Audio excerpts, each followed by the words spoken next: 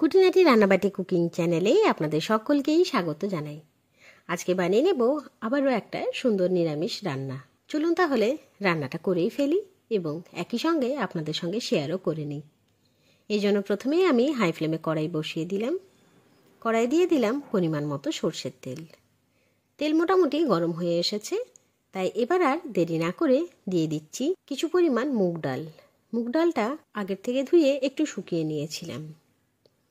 এবারে একটু নাড়াচাড়া করে মুগ ডালগুলো গোল্ডেন ব্রাউন হওয়া পর্যন্ত একটু ভেজে নেব।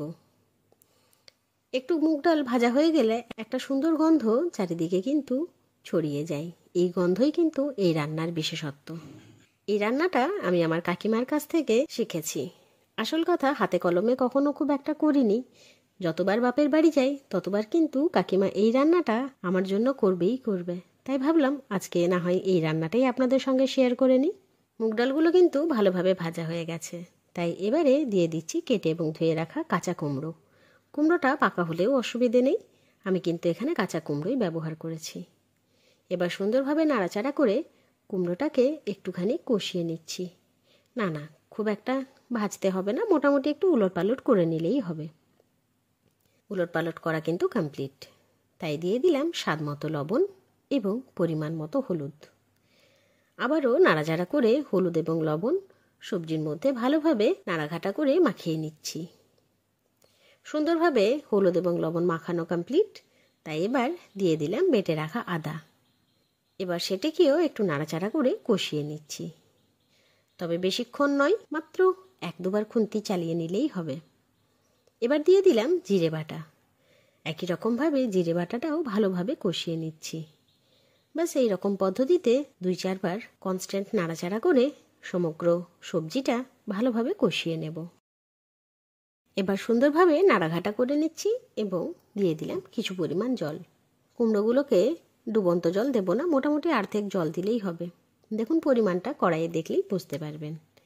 এরকমভাবে জল দিয়ে একটু নাড়াঘাটা করে একটা ঢাকা চাপা দিয়ে দিলাম। আসল কথা, মুগ ডালটা রয়েছে এবং কুমড়োটাও বেশ শক্ত, তাই দুটো একসঙ্গে সুন্দরভাবে সেদ্ধ হওয়ার জন্য ঢাকা চাপাটা দিতেই হবে। মোটামুটি 5 থেকে 7 মিনিট পর একবার ঢাকা চাপা খুলে দেখে নিই কী অবস্থায় আছে। ঢাকা খোলার পর দেখুন জলটা কিছুটা কমেছে মনে হচ্ছে, তবে কুমড়োগুলো মোটামুটি সেদ্ধ হয়ে গেছে।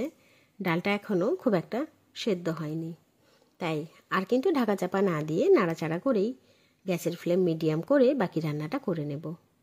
বারংবার নাড়াচাড়া করে নিচ্ছি 1 থেকে 1.5 মিনিট পর পর এবং সমগ্র রান্নাটা সুন্দরভাবে মিহি আঁচে করে নিচ্ছি। দেখুন কি সুন্দরভাবে এতক্ষণে কুমড়ো এবং ডাল দুটোই বেশ সেদ্ধ হয়ে গেছে এবং সবজিটাও বেশ গায়ে লাগা ব্যাপার চলে এসেছে। তাই আর দেরি না করে একটু নাড়াচাড়া করে গ্যাসের ফ্লেম অফ করে দিলাম। এই রকম নিরামিষ স্বাদের মুগ কুমড়ো খেতে বেশ সুন্দর লাগে। অতি অবশ্যই এটা কিন্তু রুটির সঙ্গেই বেশি ভালো লাগে, তবে দিনের খাবারে ভাতের সঙ্গেও খেলে অসুবিধে নেই। পছন্দটা কিন্তু আপনার, তবে অতি অবশ্যই একবার কিন্তু ট্রাই করে দেখতে হবে। এরকম সুন্দর সুন্দর রান্নার ভিডিওস দেখার জন্য আমার চ্যানেল খুঁটিনাটি রান্নাবাটিকে সাবস্ক্রাইব করতে ভুলবেন না। অবশ্যই লাইক, শেয়ার এবং কমেন্ট করে জানাবেন আমার দেওয়া সমস্ত ভিডিওস আপনার কেমন লাগছে।